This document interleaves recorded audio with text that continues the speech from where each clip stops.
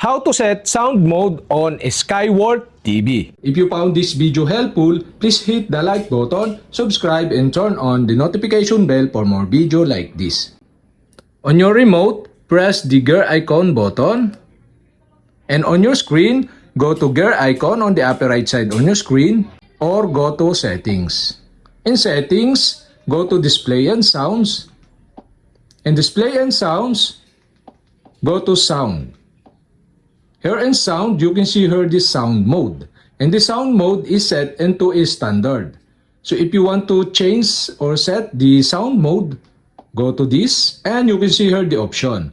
You can set the sound mode into standard, music, sport, or you can set into movie. So for my example, I set into music, the sound mode on my Skyward TV. If this helpful, like, subscribe, and see you for my next video.